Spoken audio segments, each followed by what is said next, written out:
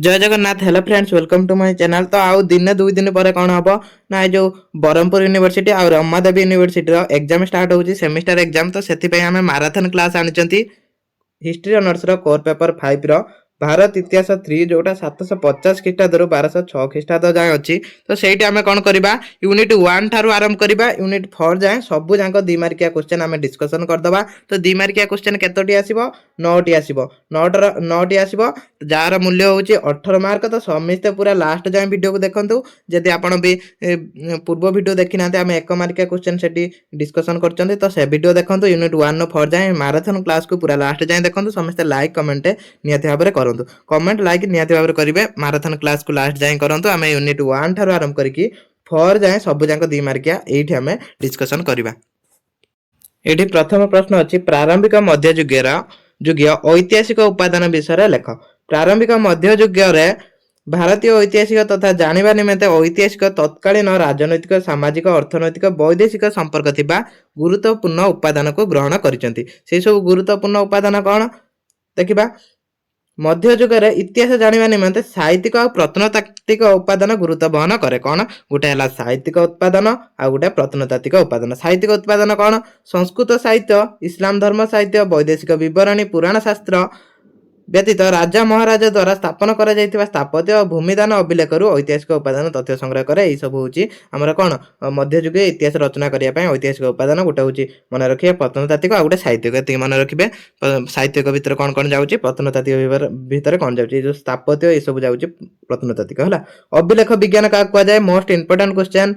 खुदित विवरणी अनुशीलन को अभिलेख विज्ञान कह जाए। प्रस्तर काष्ठ धातु गजदंत फलक कंसा फलक इटा मूर्तिका फलक सामुका पुड़ा मूर्तिका पत्र आदि जेकोसी वस्तु पर खुदित लिखन अभिलेखा बा खुदित विवरणी रूपे अभिहित करा जाए। ये सब को अभिलेखा कह जाए। आगुरु कौन होता प्रस्तर काठ धातु गजदंत एठी सब कौन होता ना तादर सब इटारे ताकू सब खोदन करा जाए कि सेठी अभिलेख बा तांकर जो लिपि लेखा होता सेटा को आम अभिलेख कहउछन। ता द्वारा आम प्राचीन भारत विषय रे किछि ज्ञान आहरण करि पारंती। तो समस्त वीडियो को लास्ट जाए देखंतु काहे ना एग्जाम आ 2-3 दिन अच्छी जो मानकर मध्य अलगा यूनिवर्सिटी एग्जाम डेरी अच्छी से भी देखंतु कहीं एटा माराथन क्लास आपण भी हेल्पफुल हबो। मुद्रा तत्व कौन प्राचीन एवं मध्ययुगीय ऐतिहासिक मुद्रा अध्ययन विद्या को मुद्रा तत्व कह जाए।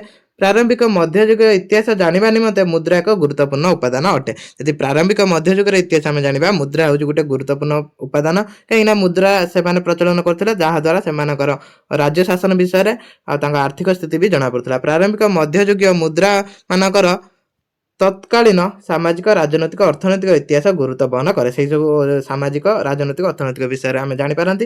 एटा होची मुद्रा तत्व। मुद्रा तत्व कौन मुद्रा अध्ययन विद्या को मुद्रा तत्व कह जाए। प्रारंभिक मध्ययुग वितर्क विषय लेख। ऐतिहासिक मानक मतरे प्रारंभिक मध्ययुग व्यापक राजनीतिक परिवर्तन दृष्टिगोचर होइतिला। ऐतिहासिक शर्मांक मतरे प्रारंभिक मध्ययुग सामंतवादी व्यवस्था प्रचलित जुगु एक भूमि अधिकार शासक श्रेणी सृष्टि करा जायतिला। वाणिज्य नगर गुड़िक उल्लेखनीय पतन घटिला। तापर राजपूत मानक उत्पत्ति विषय संक्षेप लेख। भारत रे भूखंड रे राजपूत राजवंश उत्पत्ति विषय अतीव विशाल संशयात्मक अटे। गोत्र विचार को नहीं राजपूत माने चंद्रवंश रु उत्पन्न होइतिले। राजपूत माने कौ वंश चंद्र बा सोम वंश रु उत्पन्न होइतिले। मात्र प्राचीन शास्त्र सेमानकु सूर्यवंशी रूपे उपस्थापित करिसंती। किंवदंती अनुसार राजपूत माने कलिंग जुगरे म्लेच्छ संहार करी पृथ्वी पृष्ठ रे क्षत्रिय रूपे सृष्टि होइछन। देखंतु एठारे कोन विभिन्न मत पार्थक्य रहिछि। प्रथमे केउ माने कहउछन्ति कि से माने चंद्रवंश बा सोमवंश रु उत्पन्न होउछन्ति आउ किछि कहउछन्ति सूर्यवंश रु उत्पन्न होउछन्ति आउ किछि कोन कहउछन्ति ना एठी जो राजपूत माने कलिंग म्लेच्छ संहार करी पृथ्वी पृष्ठ रे क्षत्रिय रूपे सृष्टि होइतिले।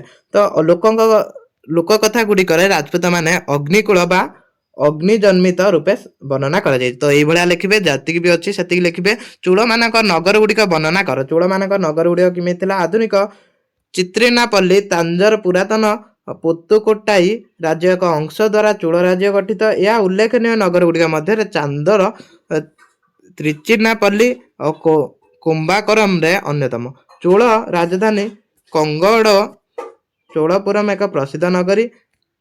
तापर काबरेपट्टम प्रसिद्ध नगर अटे। तो देखा बेसी डिस्कसन करहबनी कहीं आमको यूनिट 1 ठारू आरंभ करके यूनिट 4 जाए शेष करार अच्छी। तो समस्ते एतिकी लिखिबे। तो वीडियो को लास्ट जाए देखो थे थे जहाँ आपंकर रिविजन हम। तापर ଚୋଳ ସ୍ଥାନୀୟ ସ୍ୱାୟତ୍ତ ଶାସନ ବ୍ୟବସ୍ଥା ସଂକ୍ଷେପରେ ଲେଖା। ତାଙ୍କ ସ୍ଥାନୀୟ ସ୍ୱାୟତ୍ତ ଶାସନ ବ୍ୟବସ୍ଥା କିଭଳି ଥିଲା? ସେମାନଙ୍କର 8 ଗୋଟି ମଣ୍ଡଳମ ବା ପ୍ରଦେଶରେ ଶାସିତ କରିଥିଲେ, ମାନେ ଭାଗ ଭାଗ କରିକି ସେମାନେ ଶାସନ କରିଥିଲେ। ପ୍ରତ୍ୟେକ ମଣ୍ଡଳମକୁ କେତେକ ବଳନାଣ୍ଡୁ ଏବଂ ପ୍ରତ୍ୟେକ ବଳନାଣ୍ଡୁକୁ କେତେକ କୁରରମରେ ବିଭକ୍ତ କରାଯାଇଥିଲା। ତ ଏତିକି ମନେ ରଖିକି ଲେଖିବେ। ପ୍ରତିଟି କୁରମରେ ଅନେକ ଗୁଡ଼ିଏ ସ୍ୱୟଂଶାସିତ ଗ୍ରାମ ଥିଲା। ପ୍ରଶାସନିକ ସ୍ତରରେ ଗ୍ରାମ ତୃଣମୂଳ ସ୍ତରରେ ପ୍ରଶାସନିକ ଏକକ ଥିଲା। ଗ୍ରାମ ଥିଲା ସବୁଠୁ ତୃଣମୂଳ ସ୍ତରରେ। ରାଜ ପଦବୀ ବୈଧିକରଣ କ'ଣ? ପ୍ରାରମ୍ଭିକ ମଧ୍ୟଯୁଗୀୟ ଭାରତର ରାଜାମାନେ ନିଜଠାରେ ଦେବତ୍ୱ ପ୍ରତିରୋପଣ କରି ସାର୍ବଭୌମତ୍ୱ କ୍ଷମତା ଅଧିକାରୀ ହେବା ନିମନ୍ତେ ପ୍ରଚେଷ୍ଟା ରାଜପଦବୀ ବୈଧିକରଣ କୁହାଯାଉଥିଲା। ମାନେ ସେମାନେ ନିଜକୁ ସର୍ବଶ୍ରେଷ୍ଠ ଭାବୁଥିଲେ, ଈଶ୍ୱରଙ୍କ ପ୍ରତିନିଧି ଭାବରେ ଭାବୁଥିଲେ। ସେଇଟା ହେଉଛି ରାଜ ପଦବୀର ବୈଧିକରଣ। ତାପରେ 9 ନମ୍ବର ପ୍ରାରମ୍ଭିକ ମଧ୍ୟଯୁଗୀୟ ବ୍ରାହ୍ମଣମାନଙ୍କ ଭୂମିକା ସଂକ୍ଷେପରେ ଲେଖ। ପ୍ରାରମ୍ଭିକ ମଧ୍ୟଯୁଗରେ ବ୍ରାହ୍ମଣମାନେ ଗୁରୁତ୍ୱପୂର୍ଣ୍ଣ ଭୂମିକା ଅବତୀର୍ଣ୍ଣ ହୋଇଥିଲେ। ରାଜପଦବୀ ବୈଧିକରଣ ପ୍ରସଙ୍ଗ ସମ୍ପର୍କିତ ଭୂମିକାରେ ବ୍ରାହ୍ମଣମାନ ଅବଦାନ ଯଥେଷ୍ଟ ଥିଲା। ମଧ୍ୟଯୁଗରେ ବ୍ରାହ୍ମଣମାନଙ୍କୁ ଶାସକମାନେ ପ୍ରଭୁତ୍ୱ ଭୂମି ଅନୁଦାନ ପ୍ରଦାନ ସହ ବହୁ ଉପହାର ସମ୍ମିଳିତ କରୁଥିଲେ। ସେମାନେ ରାଜାମାନେ କ'ଣ କରୁଥିଲେ? ବ୍ରାହ୍ମଣମାନଙ୍କୁ ଉପହାର ଦେଉଥିଲେ, ଭୂମି ଅନୁଦାନ କରୁଥିଲେ। ରାଜପଦବୀ ବୈଧିକରଣ ପାଇଁ ମଧ୍ୟଯୁଗୀୟ ଶାସକମାନେ ପ୍ରଚୁର ଭୂମି ଅନୁଦାନ କରି ବ୍ରାହ୍ମଣ ପ୍ରତିଷ୍ଠିତ ପ୍ରତିପତ୍ତି ବୃଦ୍ଧିର ସହାୟକ କରୁଥିଲେ। ରାଜା ପୃଷ୍ଠପୋଷକତା ପ୍ରାପ୍ତ ବ୍ରାହ୍ମଣ ସମାଜ ସର୍ବଦା ରାଜାମାନଙ୍କୁ ନୈତିକ ସମର୍ଥନ ପ୍ରଦାନ କରୁଥିଲେ, ମାନେ ପୂଜା ପାଠ କରୁଥିଲେ, ଯଜ୍ଞ ଫଜ୍ଞ ଏସବୁ କରୁଥିଲେ। ସିଞ୍ଚନ ଉତ୍ସବ କ'ଣ? ସିଞ୍ଚନ ଉତ୍ସବ ରାଜସ୍ୱ ଏକ ଗୁରୁତ୍ୱପୂର୍ଣ୍ଣ ଅଙ୍ଗ ଥିଲା। ସିଞ୍ଚନ ଉତ୍ସବ ବା ଅଭିଷେକ ହେଲା। ଏବେ ଆପଣ ବୁଝିପାରୁଥିବେ ଅଭିଷେକ ଉତ୍ସବ କ'ଣ? ଆପଣ ତ ଜାଣିଛନ୍ତି। ସୂର୍ଯ୍ୟ, ଅଗ୍ନି, ଜ୍ୟେଷ୍ଠ, ସୋମ, ବନସ୍ପତି, ବୃହସ୍ପତି, ବାଘ, ଇନ୍ଦ୍ର, ଧନପତି ଏବଂ ରୁଦ୍ର ପଶୁପତି ପରି ଦେବତାମାନଙ୍କ ପୂଜା ଅର୍ଚ୍ଚନା ସହ ଆରମ୍ଭ କରି ହଉଥିଲା। କୋଉଟା? ଏ ଯୋଉ ସିଞ୍ଚନ ଉତ୍ସବ, ଯାହା ଦ୍ୱାରା ଏଇଠି ରାଜା ଦାୟିତ୍ୱ ରାଜାଙ୍କୁ ପ୍ରଥମେ ଯେତେବେଳେ ଯୋଉ ରାଜା ଭାବରେ ଘୋଷିତ ହଉଥିଲେ, ସେମାନଙ୍କର ଏଇ ଯୋଉ ସିଞ୍ଚନ ଉତ୍ସବ ବା ଅଭିଷେକ ଉତ୍ସବ ପାଳନ ହେଉଥିଲା। ବ୍ରାହ୍ମଣ ମାନେ ପୂଜା ପାଠ କରୁଥିଲେ। ପ୍ରାରମ୍ଭିକ ମଧ୍ୟଯୁଗରେ ତୀର୍ଥସ୍ଥଳୀ ସଂକ୍ଷିପ୍ତ ବିବରଣୀ ଦିଅ। ତୀର୍ଥସ୍ଥଳୀ ହେଲା। ବୈଦିକ ଦେବଦେବୀଙ୍କ ପ୍ରସିଦ୍ଧ ପୀଠ ମାନଙ୍କର ନବକଳେବର ଦେଖିବାକୁ ମିଳିଥିଲା। ବର୍ଷର ଥରେ ଧର ନବକଳେବର ଯେମିତି ଏବେ ହେଉଛି, ସେଇଭଳିଆ ରାଜପୃଷ୍ଠପୋଷକତାରେ ବିଭିନ୍ନ ବୈଷ୍ଣବ, ଶୈବ, ଶକ୍ତ ସମ୍ପ୍ରଦାୟ ତତ୍କାଳୀନ କଳା ସ୍ଥାପତ୍ୟ ଶୈଳୀରେ ସୁଉଚ୍ଚ ମନ୍ଦିର ଦେବତା ନିମନ୍ତେ ନିର୍ମାଣ କରିଥିଲେ। ତତ୍କାଳୀନ ମନ୍ଦିର ଗୁଡ଼ିକ ରାଜନୀତି ସର୍ବୋଚ୍ଚ ସ୍ଥାନ ଅଧିକାରୀ ଥିଲା। ସେଇ ସବୁ ମନ୍ଦିରରେ କ'ଣ ହଉଥିଲା? ନା ତୀର୍ଥ କରିବା ପାଇଁ ଲୋକ ଯାଉଥିଲେ। ସେଇଟା ମଧ୍ୟ ଗୋଟେ ତୀର୍ଥସ୍ଥଳୀ ଥିଲା। ଆରବ ସିନ୍ଧୁ ଆକ୍ରମଣ ପ୍ରମୁଖ 2ଟି କାରଣ ଲେଖ। ଆରବ ସିନ୍ଧୁ ଆକ୍ରମଣ କରିବାର 2ଟି କାରଣ ଏଇଠି ଦେଖନ୍ତୁ। ପ୍ରଥମ କାରଣ ଥିଲା ସେମାନେ ଲୁଣ୍ଠନ କରିବେ, ଭାରତକୁ ଲୁଣ୍ଠନ କରିବେ। ଦ୍ୱିତୀୟ କାରଣ ଥିଲା ଇସଲାମ ଧର୍ମର ପ୍ରସାର କରିବେ। ତାପରେ ମହମ୍ମଦ ବିନ୍ କାସିମ୍ କିଏ ଥିଲେ? ମହମ୍ମଦ ବିନ୍ କାସିମ୍ ଛାଚନାମା ଗ୍ରନ୍ଥରୁ ମହମ୍ମଦ ବିନ୍ କାସିମ୍ଙ୍କ ଇତିହାସ ଜଣାପଡ଼େ। ସେ ଜଣେ ଆକ୍ରମଣକାରୀ ଥିଲେ, ଇସଲାମ ଶାସକ ଥିଲେ। ସେ 712ରେ ସିନ୍ଧୁ ପ୍ରଦେଶକୁ ଆକ୍ରମଣ କରିଥିଲେ। କିଏ? ମହମ୍ମଦ ବିନ୍ କାସି ହେଲା। ତାପରେ ଏବେ ଆମେ ୟୁନିଟ୍ 2 କୁ ଯିବା। ୟୁନିଟ୍ 2 ର 2 ମାର୍କିଆ କ୍ୱେଶ୍ଚନ ଦେଖିବା। ଦେଖନ୍ତୁ ସମସ୍ତେ ଏଟା ୟୁନିଟ୍ 2 ର क्वेश्चन समस्त लास्ट पर्यंत देखते। प्रारंभिक मध्ययुगରେ कृषि संप्रसारण प्रक्रिया किपरि थिला? किभଳି थिला? प्राचीन काल कृषि को भारतीय अर्थनीति एक गुरुत्वपूर्ण वृत्ति रूपे मान्यता प्रदान करा जाय आसुची। आमर तो बेलो ठारू कृषि होउची कोन माने आम भारत ही कृषि प्रधान देश, एबे मध्य कृषि चालुची। कृषि कार्य उद्देश्य बहुल संख्यक भूमि अनुदान प्रदान प्रारंभिक मध्ययुगରେ कृषि संप्रसारण होइतिला विषय प्रमाणित मिले। जो भूमि अनुदान हला जा फल कौन होता अरण्य भूमि भी अनुदान होता, से सब भूमि को कौन कर चाष कार्य लग जाता। अधिकांश भूमि अनुदान अरण्य कृषि और अरण्य अंचल अवस्थापित था, जो गुड़ा आगुरी पढ़िया भूमि दान जो कराला ब्राह्मण मानक से श्रम लगे बुद्धि खर्च कर कौन करते चाष करते। तेणु प्रारंभिक मध्ययुगରେ कृषि संप्रसारण होता। मध्ययुगରେ कृषि अपराध किपरि थिला? कृषि अपराध कौन? एटा भी इंपोर्टेंट क्वेश्चन। प्रारंभिक मध्ययुगରେ कृषि को अत्यंत गुरुत्व प्रदान करा जाउतला। कृषि क्षेत्र एवं जलसेचन कार्य को क्षति पहुंचाउतबा दोषी साब्यस्त व्यक्ति प्रति कठोर दंड विधान व्यवस्था तत्कालीन ग्रंथ गुड़िकर उल्लेख करिअछि। अर्थशास्त्र अनुसार कृषि क्षति पई अर्थदंड व्यवस्था थिला। मनुक वर्णना अनुसार कृषि अपराध राष्ट्रीय अपराध रूपे विवेचना करा जातला। यदि कृषि जौन अपराध कौन कृषि क्षेत्र में जड़े हैरान कर कृषि बाधा कृषि क्षेत्र में प्रतिबंधक साचुची, तो सी कौन हम ना अर्थदंड पाइब आ विभिन्न दंड थिला। सेटा गोटे राष्ट्रीय अपराध। प्रारंभिक मध्ययुग जंगल भूमिर विकास किपरि होइतिला? ପ୍ରାରମ୍ଭିକ ମଧ୍ୟଯୁଗରେ ରାଜା ମହାରାଜା ମାନେ ଅନେକ ଅଣକୃଷି ଜଙ୍ଗଲ ଭୂମି ଗୁଡ଼ିକ ଅନୁଦାନ ସୂତ୍ରରେ ବ୍ରାହ୍ମଣମାନଙ୍କୁ ଦାନ କରୁଥିଲେ। ଏହି ଦାନ ଜଙ୍ଗଲ ପତିତ ଜମିକୁ ସେମାନେ କୃଷି କ୍ଷେତ୍ରରେ ପରିଣତ କରି କୃଷି ସମ୍ପ୍ରସାରଣ କରିଥିଲେ ବୋଲି ଐତିହାସିକ R.S. ଶର୍ମା ମତ ପ୍ରଦାନ କରିଛନ୍ତି। ଯେତେବେଳେ ତାଙ୍କୁ ଦାନ କରାଗଲା ସେ ଅରଣ୍ୟ ଭୂମି ଜଙ୍ଗଲ ଭୂମି ସେ କ'ଣ କଲେ ସେଠି ସଫା କରିକି ଶ୍ରମ ବିନିଯୋଗ କରିକି ସେଠି କୃଷି କାର୍ଯ୍ୟ କରିଥିଲେ, ଯାହା ଫଳରେ କୃଷିର ସମ୍ପ୍ରସାରଣ ହୋଇଥିଲା। ହର୍ଷଚରିତ ଅନୁଯାୟୀ ମଧ୍ୟଯୁଗ କୃଷି ସମ୍ପ୍ରସାରଣ ପାଇଁ ଉନ୍ନତ କୃଷି ପ୍ରଣାଳୀ ଅପେକ୍ଷା ଅରଣ୍ୟ ଅଞ୍ଚଳର ଭୂମି ଅନୁଦାନ ଭୂମିକା ଅଧିକ ଥିବା ମନେ କରାଯାଏ। ସେ ଭୂମି ଅନୁଦାନ ହୋଇଥିଲା ବୋଲି କୃଷି ସମ୍ପ୍ରସାରଣ ବଢ଼ିଥିଲା। ପ୍ରାରମ୍ଭିକ ମଧ୍ୟଯୁଗରେ କୃଷକ ଅବସ୍ଥା କିପରି ଥିଲା? ପ୍ରାରମ୍ଭିକ ମଧ୍ୟଯୁଗରେ କୃଷକମାନେ ସମାଜରେ ଏକ ସ୍ୱତନ୍ତ୍ର ସ୍ଥାନ ଅଧିକାର କରିଥିଲେ। ଗୁପ୍ତ ଅଭିଲେଖରୁ କୁଟୁମ୍ବିନୀ ନାମକ କୃଷକ ଶ୍ରେଣୀ ଉଲ୍ଲେଖ ଅଛି। ବିହାର ତଥା ଉତ୍ତରପ୍ରଦେଶର କୁର୍ମୀ ଓ କୋରା ଓ ମହାରାଷ୍ଟ୍ର ଗୁଜରାଟରେ କୁନ୍ବି ମାନଙ୍କ ପରି ଅନେକ କୃଷି ଶ୍ରେଣୀର ନାମ କୁଟୁମ୍ବିନୀ ଶବ୍ଦର ଉଦ୍ଭବ ହୋଇଛି। ହେଲା, ଏସବୁ ଥିଲା କୃଷିକ। ପ୍ରାରମ୍ଭିକ ମଧ୍ୟଯୁଗରେ ଭୂମି ଅଧିକାରୀଙ୍କ ବିଷୟରେ ଲେଖ। ପ୍ରାରମ୍ଭିକ ମଧ୍ୟଯୁଗ ଭାରତ କୃଷି ଭିତ୍ତିକ ବ୍ୟବସ୍ଥା କୃଷକମାନଙ୍କଠାରୁ ସମ୍ପୂର୍ଣ୍ଣ ପୃଥକ ଚରିତ୍ର ଥିବା ଭୂମି ଅଧିକାରୀ ସମାଜରେ ଉପସ୍ଥିତ ଥିଲା। ଭୂମି ମାଲିକ ଥିବା ଭୂମି ଅଧିକାରୀ ମାନେ ଭୋଗୀ, ଭୋକ୍ତା, ଭୋଗପତି, ମହାଭୋଗୀ, ବୃହତ ଭୋଗୀ ଆଦି ନାମରେ ପରିଚିତ ଥିଲେ। ଏହି ସବୁ ନାମ ମନେ ରଖିଥିବେ, ଲେଖିବେ। ତାପରେ ପ୍ରାରମ୍ଭିକ ମଧ୍ୟଯୁଗରେ ବନ ରୂପାନ୍ତର କିପରି ଥିଲା? ବନ ରୂପାନ୍ତର କେମିତି ଥିଲା? ପ୍ରାରମ୍ଭିକ ମଧ୍ୟଯୁଗରେ ବନ ବ୍ୟବସ୍ଥା ପ୍ରସାର ବ୍ୟବସ୍ଥାରେ କ୍ରମଶଃ ଅନେକ ପରିବର୍ତ୍ତନ ଆସିଥିଲା। ବ୍ୟାପକ ଭୂମି ଅନୁଦାନ ଫଳରେ ଖ୍ରୀଷ୍ଟୀୟ 5ମ-6ଠ ଶତାବ୍ଦୀରେ ବ୍ରାହ୍ମଣମାନେ ଭାରତରେ ବିଭିନ୍ନ ଅଞ୍ଚଳକୁ ବିସ୍ତାର ହୋଇଥିଲେ। ଯେହେତୁ ତାଙ୍କୁ ଭୂମି ଅନୁଦାନ କରାଗଲା, ସେ ସବୁଆଡ଼େ ଭୂମି ତାଙ୍କୁ ମିଳିଲା, ସେ ବିସ୍ତାର ହୋଇଥିଲେ। ବ୍ରାହ୍ମଣମାନେ ଡେଲ୍କାନ, ଓଡ଼ିଶା, ବଙ୍ଗ, ଆସାମ ଅଞ୍ଚଳରେ ବିସ୍ତାରିତ ହୋଇ ବସତି ସ୍ଥାପନ କରିଥିଲା। ସମୟ ପ୍ରବାହ କ୍ରମେ ଭାରତ ବିଭିନ୍ନ ଅଞ୍ଚଳରେ ଗଙ୍ଗେୟ ଅଞ୍ଚଳ ସୃଷ୍ଟି ହୋଇଥିବା ବର୍ଣ୍ଣନା ରୂପାନ୍ତରିତ ଘଟିଥିଲା। ତାପରେ 7 ନମ୍ବର ପ୍ରଶ୍ନ ଅଛି, ପ୍ରାରମ୍ଭିକ ମଧ୍ୟଯୁଗରେ ଜାତି ପ୍ରବଲତା କିପରି ଥିଲା? ଜାତି ପ୍ରବଲତା, ହେଲା, ଜାତି ପ୍ରବଲତା ଉପରେ ଗୋଟେ କ୍ୱେଶ୍ଚନ ଆସିବ। ପ୍ରାରମ୍ଭିକ ମଧ୍ୟଯୁଗ ସମୟରେ ପ୍ରବାହ କ୍ରମେ ବହୁ ସଂଖ୍ୟକ ବୃତ୍ତି ଆଧାରିତ ଜାତିଗୁଡ଼ିକ ପ୍ରବଲତା ସାମାଜିକ ସ୍ତରୀକରଣକୁ ସମ୍ପ୍ରସାରିତ କରିଥିଲା। ବ୍ରହ୍ମ ବୈଦତ୍ତ ପୁରାଣରେ ବର୍ଣ୍ଣିତ ଦେଶଭେଦ ଅନୁଯାୟୀ ବିଭିନ୍ନ ଜାତି ମଧ୍ୟରେ ଥିବା ଭିନ୍ନତାକୁ ଜାତି ପ୍ରବଲତା ଦର୍ଶାଯାଇଥିଲା। ହେଲା, ଯୋଉ ଜାତି ଭିତରେ ଯୋଉ ଭିନ୍ନତା ଥିଲା ସେଇଟା ଜାତି ପ୍ରବଲତା କୁହାଯାଉଥିଲା। ତାପରେ ପ୍ରାରମ୍ଭିକ ମଧ୍ୟଯୁଗରେ ବର୍ଣ୍ଣ ବ୍ୟବସ୍ଥା କିପରି ଥିଲା? ବର୍ଣ୍ଣ ବ୍ୟବସ୍ଥା କୋଉଭଳିଆ ଥିଲା ଦେଖନ୍ତୁ। ବର୍ଣ୍ଣ ସ୍ତରୀକରଣ ବ୍ୟବସ୍ଥା ଗଠନ ଚରିତ୍ର ମୌଳିକ ରୂପାନ୍ତର ଘଟିଥିଲା। ପୂର୍ବ ଭାରତ ଡେଲ୍କାନ, ଦକ୍ଷିଣ ଭାରତରେ ମୁଖ୍ୟ ବ୍ରାହ୍ମଣ ଓ ଶୂଦ୍ର ବର୍ଣ୍ଣ ଥିଲା। ବୃତ୍ତି ଭିତ୍ତିକ ଜାତି ସମାଜ ସ୍ତରୀକରଣ ବ୍ୟବସ୍ଥା ଗଠନ କରିଥିଲା। ସେଠି ବୃତ୍ତିକୁ ଆଧାରରେ ଜାତିର ହେଇଥିଲା। ଅସ୍ପୃଶ୍ୟତାଙ୍କ ବିଷୟରେ ଲେଖ, ହେଲା, ସଂକ୍ଷେପରେ ଲେଖ। ମଧ୍ୟଯୁଗରେ ଯୋଉ ଅସ୍ପୃଶ୍ୟତା, ପ୍ରାରମ୍ଭିକ ମଧ୍ୟଯୁଗରେ ଅନେକ ହସ୍ତଶିଳ୍ପ କୁଶଳୀ କାରିଗର ମାନେ ସେମାନଙ୍କ ପୂର୍ବ ସାମାଜିକ ସ୍ତର ହରାଇ ଅସ୍ପୃଶ୍ୟ ରୂପାନ୍ତରିତ ହୋଇଥିଲେ। ସେମାନଙ୍କୁ ସବୁ ଅସ୍ପୃଶ୍ୟ ଜାତି କୁହାଯାଉଥିଲା। ତାପରେ ପ୍ରାରମ୍ଭିକ ମଧ୍ୟଯୁଗରେ ଜନଜାତି କୃଷକ ସ୍ଥିତି କିପରି ଥିଲା? ସଂକ୍ଷେପରେ ବର୍ଣ୍ଣନା କର। କୃଷକ ମାନଙ୍କ ସ୍ଥିତି କିପରି ଥିଲା? ପ୍ରାରମ୍ଭିକ ମଧ୍ୟଯୁଗ ଭାରତରେ ଜନଜାତି ମାନେ ସାମାଜିକ ଶ୍ରେଣୀଭୁକ୍ତ ହୋଇସାରିଥିଲେ। ଜାଟ୍ ମାନଙ୍କ ପରି ପଞ୍ଜାବ, ଘଙ୍କାର, ଖୋକାର ଜନଜାତି ମାନେ କୃଷି ବୃତ୍ତିର ପ୍ରବେଶ କରିସାରିଥିଲେ। ଏହା ପୂର୍ବରୁ ସେମାନେ ପଶୁଚାରଣ ଦ୍ୱାରା ଜୀବିକା ନିର୍ବାହ କରୁଥିଲେ। ଉତ୍ତର ପଶ୍ଚିମ ଜାଠ ଜନଜାତି ପଶୁପାଳନ ବୃତ୍ତିକୁ ନିବୃତ୍ତ ହୋଇ କୃଷି ବୃତ୍ତିକୁ ଆପଣାଇ ଥିବାର ପ୍ରମାଣ ମିଳିଥାଏ। ତାପରେ ପ୍ରାରମ୍ଭିକ ମଧ୍ୟଯୁଗ ବ୍ୟବସାୟ କିପରି ଥିଲା? ଲେଖ।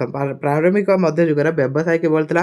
ପ୍ରାରମ୍ଭିକ ମଧ୍ୟଯୁଗ ଭାରତରେ 750 ରୁ 1000 ଖ୍ରୀଷ୍ଟାବ୍ଦ ସମୟକାଳ ମଧ୍ୟରେ ଶାସକମାନେ ଭୂମି ଅନୁଦାନ ପ୍ରଦାନ କରୁଥିଲେ। କୃଷି ଉତ୍ପାଦନ ଅଭିବୃଦ୍ଧି ଏବଂ ଶିଳ୍ପ ତଥା କୁଟୀର ଶିଳ୍ପ ବ୍ୟାପକ ପ୍ରାରମ୍ଭ ମଧ୍ୟଯୁଗରେ ବ୍ୟବସାୟକୁ ପ୍ରଭାବିତ କରିଥିଲା। ତ ଏଇଭଳି ତାଙ୍କର ବ୍ୟବସାୟ ଥିଲା। ତାପରେ ମଣିଗ୍ରାମନ ବଣିକ ସଂଘ କାର୍ଯ୍ୟ କ'ଣ ଥିଲା? ଲେଖ। ମଣିଗ୍ରାମନ ବଣିକ ସଂଘ ଦକ୍ଷିଣ ଭାରତରେ କେରଳ ଉପକୂଳରେ ଖ୍ରୀଷ୍ଟୀୟ 9ମ ଶତାବ୍ଦୀରେ ଗଠିତ ଦ୍ୱିତୀୟ ବଣିକ ସଂଘକୁ ମଣିଗ୍ରାମନ କୁହାଯାଉଥିଲା। ସେ ଅନ୍ତ ଆଞ୍ଚଳିକ ବାଣିଜ୍ୟ ବହୁଳ ରୂପେ ଜଡ଼ିତ ଥିଲେ। କୋଉ ବାଣିଜ୍ୟରେ? ଅନ୍ତ ଆଞ୍ଚଳିକ ବାଣିଜ୍ୟରେ। ତ ତାପରେ ଆମେ ୟୁନିଟ୍ ଏତିକି କ୍ୱେଶ୍ଚନ ପଢିବେ। ତାପରେ ୟୁନିଟ୍ 3, ହେଲା, ୟୁନିଟ୍ 3 ର ଆମେ 2 ମାର୍କିଆ କ୍ୱେଶ୍ଚନ ଆମେ ଡିସ୍କସନ କରିବା। ଏଇଟା ୟୁନିଟ୍ 3 ଆଇଲା। ୟୁନିଟ୍ 3 ର ଦେଖିବା। ଏଇଟା ଇମ୍ପୋର୍ଟାଣ୍ଟ କ୍ୱେଶ୍ଚନ। ପୁରାଣ ଗୁଡ଼ିକର ଲକ୍ଷଣ ମାନ ଲେଖ। ପୁରାଣ ଅର୍ଥ ଆକ୍ଷରିକ ଅର୍ଥ ପୁରାତନ ଅଟେ। ପୁରାଣର ଆକ୍ଷରିକ ଅର୍ଥ କ'ଣ? ପୁରାତନ। ଧାର୍ମିକ ପରମ୍ପରା ଅନୁଯାୟୀ ପୁରାଣ ମାନ ବିଦ୍ୱାନ व्यासदेवଙ୍କ द्वारा रचित होइतिबा विश्वास करा जाय। पुराणटा व्यासदेव रचना करथिले। प्रति पुराणर 5 लक्षण थाए, यथा सर्ग, प्रतिसर्ग, मनन्तर, वंश, वंशानुचरित्र। एटा पढ़िबे। तापर पौराणिक समयकाल विषय धारणा दियो। तार समयकाल केते थिला? पुराण शब्द आक्षरिक अर्थ पुरातन अटे। पुराण गुड़िक संपूर्ण समयकाल को 4 गोटी जुगरे विभक्त करा जायछि। कौन कौन? गोटे हला सत्य, त्रेतया, द्वापर, कलिजुग। एबे गोटा कलिजुग चलछि। एही प्रति जुग हजार हजार वर्ष धरि विस्तृत 4 जुग को सम्मिलित करी कि महाजुग हुए। आ हजार महाजुग को मिसे कि गोटे कल्प करा जाय हला। तो 4 जुग को हजार हजार जुग जो अछि ताको मिसे कि गोटे महाजुग करा जाय। 4टी जुग को मिसे देला हम महाजुग। तापरे सेई जो हजार महाजुग को मिसेबा गोटे कल्प। प्रत्येक कल्प रे 14 गोटी मनंतर रे विभक्त करा जाय। प्रत्येक कल्प को कोन करा जाय? मनंतर। आ मनंतर रे जणे करी मनु अधिकता करंदी। ताने हिंदू धर्म केते पुराना देखंतु एठी। तांत्रिक बौद्ध संप्रदाय विषय रे संपर्क रे लेख। प्रारंभिक मध्य युग रे तांत्रिक बौद्ध संप्रदाय अभ्युदय घटितला। तांत्रिक बौद्ध वज्रदान संप्रदाय रूपे परिचित थिला। एही संप्रदाय कर्म कर्माणी रे वज्रदंड आवश्यकता आध्यात्मिक सिद्धता पाई बौद्ध सिद्ध माने पड़ाक्षर मंत्र ओम मणि पद्मेह मंत्र को ग्रहण करथिले। तो एई बळी तांकर कोन तांत्रिक बौद्ध संप्रदाय थिला। एई संप्रदाय नारी मूर्ति देवी मानक मध्य रे तारा अत्यंत लोकप्रिय थिले। एही संप्रदाय विद्वान सिद्ध बा तंत्र गुरु रूपे परिचित थिले। कोटा? तांत्रिक बौद्ध संप्रदाय। तापर हिंदू समय सारणी उपरे अल्बेरिन को धारणा कौन थिला? तांका धारणा कौन थिला? भारत रे रहण समय रे अल्बेरिन द्वारा हिंदू समय सारणी गभीर भाबरे अध्ययन करा जायतिला। ज्योतिष विद्या रे थिबा तांकर विशेष ज्ञान तांको हिंदू कैलेंडर अध्ययन क्षेत्र रे दृढ़ता और बलिष्ठ प्रदान करथिले। से हिंदू कैलेंडर मध्ये प्रदान कोन बलिष्ठ अवदान तांका थिला। सामाजिक इस्लामिक राष्ट्र गुड़िक साधारण रूपे प्रचलित थिबा ग्रीक अरबीय कैलेंडर तारीख को अनुଯାयी हिंदू कैलेंडर परिवर्तन करबा पाई से एक पद्धति निरूपण करथिले। तापर इंडो आर्य भाषा कोन? इंडो आर्य वैदिक संस्कृत प्राचीन संस्कृत भाषा सृष्टि। वैदिक संस्कृति रु प्राचीन संस्कृत भाषा सृष्टि। कालक्रमे आंचलिक आधार रे संस्कृत भाषा रु 4 गोटी प्रकृत भाषा रे अभ्युदय घटिला। से गुड़िक हला सौरसेन, मगधी, पोकाची, महाराष्ट्री। कालक्रमे एही आंचलिक भाषा गुड़िक अपभ्रंश घटी नूतन इंडो आर्य भाषा रूपे परिचित हला। सेही भाषा गुड़िक हला गुजराती, ओडिशा, आसामी, बंगला, मराठी, उत्तर भारतर भाषा। ये सब इंडो आर्य भाषा कहा जाउतला। द्राविड़ भाषा कोन? आंचलिक भाषा भित्तिरे द्वितीय स्थान रे आर्य अणआर्य बा द्राविड़ भाषा भाव में ग्रहण करा जायछि। विंध्य पर्वतमाला दक्षिण को थिबा दक्षिण भारत रे भाषा गुड़िक प्रारंभिक मध्य युग रे राष्ट्रकूट, चूल आदि शासक मानक पृष्ठपोषकता समृद्धि लाभ करथिला। दक्षिण भारत आंचलिक भाषा गुड़िक मध्य तालिम, कन्नड़, तेलुगु, मलयालम प्रमुख भाषा अटंती। यही सब थिला द्राविड़ भाषा। तापरे रत्ना किए थिले? रत्ना किए थिले? प्रारंभिक मध्य युग रे चालुक्य राज्यसभार कवि चक्रवर्ती उपाधि धारण करथिले। कन्नड़ साहित्यर विद्वान रत्ना है किए? कन्नड़ साहित्यक थिले रत्ना। ये मन रखिए। अल्बेरिन कृतित्व उल्लेख कर। अल्बेरिन कृतित्व कौन? अल्बेरिन गणित, ज्योतिर्विद्या, पदार्थ विज्ञान, भूगोल, भेषज तत्व, खनिज विज्ञान आदि क्षेत्र में दक्षता हासिल करथिले। से जने मध्ये परिव्राजक थिले। से भारत को मध्ये आसीथिले। अल्बेरिन का सहित आसीथिले? महमूद को सहित से भारत को आसीथिले। तापरे आंचलिक भाषा अभ्युदयर कारण कौन थिला? आंचलिक भाषा रे प्रारंभिक मध्ययुग भारत रे आंचलिक भाषा अभ्युदय एवं अभिवृद्धि घटिथिला। कारण आंचलिक कथित भाषा साहित्य को साधारण वर्गर जनसाधारण सहज बुझुथिले। अंचल कौन होतला? निर्दिष्ट अंचल गोटे गोटे भाषा थिला जा द्वारा से माने सहज रे बुझी पारथिले। तेणु सहज रे बुझिबा पाई ही आंचलिक भाषा रो अभ्युदय होइथिला। तापरे उड़िया भाषार क्रम विकास किपरि होइथिला? बंगला एवं सामयिक परि उड़िया एक इंडो आर्य परिवारभुक्त भारतीय भाषा है। एटा मध्य गोटे इंडो आर्य भाषा। उड़िया लिपि रे उभय भारत और दक्षिण भारत संस्कृति एक चमत्कार मिश्रण दृश्य हुए। उड़िया लिपि मौलिक रूपे ख्रीष्टपूर्व 3य शताब्दी रे ब्राह्मी लिपि सृष्टि होता। कौटी? एटे मन रखिए। उड़िया लिपिटी ब्राह्मी लिपि आसला एवं कालक्रमे यह क्रम विकास घटी विवर्तन स्वरूप रे पहुंचीला। कौटी आसला? हमर ब्राह्मी लिपि आसला। असमिया भाषार क्रम विकास किपरि घटिला? मराठी भाषार क्रम विकास किपरि घटिला? तो एतिक भी ए दुटा मोस्ट इंपोर्टेंट क्वेश्चन रहइबो। देखिबे प्राय ए तीनटा भितर गोटे पड़िबो। ए तीनटा भितर गोटे पड़िबो। इमिन न हबो 5 मार्किया क्वेश्चन आसीबो किंतु आसीबो। तो या परे हमें लास्ट यूनिट रहउची यूनिट 4 रो क्वेश्चन डिस्कशन करिबा। एटा होची लास्ट यूनिट हमर 2 मार्किया टोटल कंप्लीट होची। समस्त को सेत में कहथिन लास्ट जाय वीडियो देखिबो। कलिंग शैली स्थापत्यर क्रम विकास किपरि घटिला। କିପରି ଘଟିଥିଲା? ଖ୍ରୀଷ୍ଟୀୟ 7ମ ଶତାବ୍ଦୀରୁ ତ୍ରୟୋଦଶ ଶତାବ୍ଦୀ ମଧ୍ୟରେ ଓଡ଼ିଶାର ନିଜସ୍ୱ କଳିଙ୍ଗ ଶୈଳୀ ସ୍ଥାପତ୍ୟ ବିକାଶ ଘଟିଥିଲା। କେବେ? 7ମ ଶତାବ୍ଦୀରୁ ତ୍ରୟୋଦଶ ଶତାବ୍ଦୀ ମଧ୍ୟରେ। ମନେ ରଖିବେ କୋଉଠି? ଓଡ଼ିଶାରେ। ପ୍ରାରମ୍ଭିକ ମଧ୍ୟଯୁଗରେ ଶୈଳୋଦ୍ଭବ ରାଜବଂଶ ପୃଷ୍ଠପୋଷକତାରେ କଳିଙ୍ଗ ଶୈଳୀ ମନ୍ଦିର ନିର୍ମାଣ କରାଯାଇଥିଲା। କାହାର ପୃଷ୍ଠପୋଷକତାରେ? ଶୈଳୋଦ୍ଭବଙ୍କର। ପରବର୍ତ୍ତୀ କାଳରେ ସୋମବଂଶୀ ଏବଂ ଗଙ୍ଗବଂଶୀ ଶାସକ ଦ୍ୱାରା କଳିଙ୍ଗ ସ୍ଥାପତ୍ୟ ଶୈଳୀ ମନ୍ଦିର ନିର୍ମାଣ ପାଇଁ ପ୍ରୋତ୍ସାହନ ହୋଇ ଯୋଗାଇ ଦିଆଯାଇଥିଲା। ଖାକାର ଦେଉଳ କ'ଣ? ଖାକାର ଦେଉଳ କଳିଙ୍ଗ ସ୍ଥାପତ୍ୟ ଶୈଳୀରେ ତୃତୀୟ ପ୍ରକାର ମନ୍ଦିରକୁ ଖାକାର ମନ୍ଦିର କୁହାଯାଏ। ଭୁବନ ପ୍ରଦୀପ ଶାସ୍ତ୍ରରେ 3 ପ୍ରକାର ଖାକାର ମନ୍ଦିର ବର୍ଣ୍ଣନା କରାଯାଇଛି। ଏହି ମନ୍ଦିର ଦ୍ରାବିଡୀୟ ଶୈଳୀରେ ସ୍ଥାପତ୍ୟ ସହ ସାମଞ୍ଜସ୍ୟ ରଖୁଥିବା ଏକ ବିଶେଷ ଶ୍ରେଣୀର ମନ୍ଦିର ଅଟେ। ଏହି ମନ୍ଦିର ସାଧାରଣ ଉପବୃତ୍ତାକାର ନକ୍ସା ଆଧାରରେ ନିର୍ମିତ ହୋଇଥିଲା। ଏହା ମସ୍ତକ ଦକ୍ଷିଣ ଭାବରେ ଗୋପୁରମ ପରି ଥିଲା। ଏଇଟା ହେଉଛି ଖାକାର ଦେଉଳ। ସଂକ୍ଷେପରେ କଳିଙ୍ଗ ଶୈଳୀ ମନ୍ଦିର ସ୍ଥାପତ୍ୟ ଅଙ୍ଗମାନ ଲେଖ। ତାର ଅଙ୍ଗ କ'ଣ ଥିଲା? ଶରୀରକୁ ତୁଳନା କରାଯାଇକି ତାର ଅଙ୍ଗ ମଧ୍ୟ ଥିଲା, ଯେମିତିକି ପାଦ, ତଳ ଜଙ୍ଘ, ଉପର ଜଙ୍ଘ, ଗଣ୍ଡି, ବେକ, ମସ୍ତକ, ଖପୁରୀ ଏହିସବୁ ଥିଲା ତାର ଅଙ୍ଗ।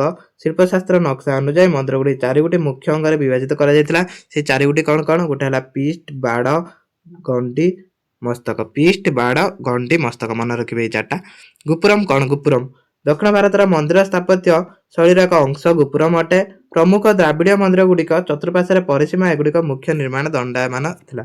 ପ୍ରତି ମନ୍ଦିରରେ 4ଗୋଟି କରି ଗୋପୁରମ ଏହା ପ୍ରବେଶ ପଥ ରୂପେ ନିର୍ମିତ ହୋଇଥିଲା। ପିରାମିଡ ଆକୃତିର ପରି ବିଶାଳ ତୋରଣ ଗୁଡ଼ିକ ଉର୍ଦ୍ଧ୍ୱଭାଗ ପର୍ଯ୍ୟନ୍ତ ବିଭିନ୍ନ ଭାସ୍କର୍ଯ୍ୟ କଳାରେ ମଣ୍ଡିତ ହୋଇଥିଲା।